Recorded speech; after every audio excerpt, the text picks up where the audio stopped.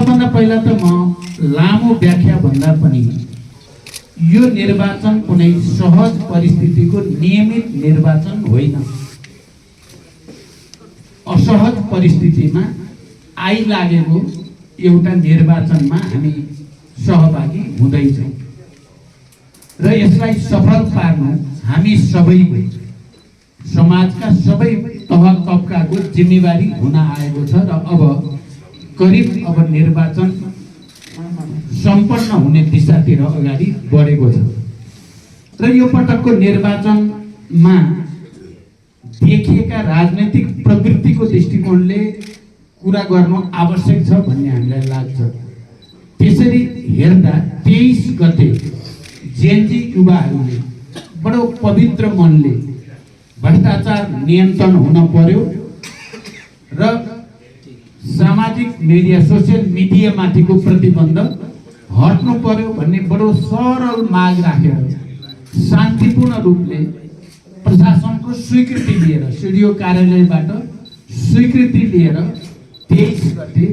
बिहान प्रदर्शनमा सहभागी भएको हामी सबैलाई थाहा छ र त्यो प्रदर्शनलाई सबभन्दा पहिला यो सही मागको निम्ति जायज मागको निम्ति युवाहरूले आयोजना गरेको प्रदर्शन हो। त्यसकारण भ्रष्टाचार विरुद्ध अभियानमा हाम्रो पार्टी अगाडि बढी नै राखेको थियो र सुशासनका पक्षमा र सोसियल मिडियामाथि कुनै खालको प्रतिबन्ध हुन हुँदैन भन्ने कुरामा नि हामी लागिराखेकै थियौँ र सबभन्दा पहिला 23 गते नै दिउँसो हामीले जेनजी युवाहरूका आवाजहरू मागहरू सही छन्, सरकारले बल प्रयोग गर्ने धृष्टता नगरोस् भनेर सबभन्दा पहिला हामीले नै बोलेका थियौँ। तर दुर्भाग्य साँझ पर्दा नपर्दै 2-3 बजेबाट चाहिँ दमनको स्थिति सरकारले लियो, दमनको नीति लियो। 19 जना जेनजी युवाहरूको निर्मम हत्या भयो र त्यो हत्याको सबभन्दा पहिला भर्त्सना गर्ने र पार्टीको औपचारिक बैठक बसेर ती युवाहरूलाई शहीद घोषणा गर्ने,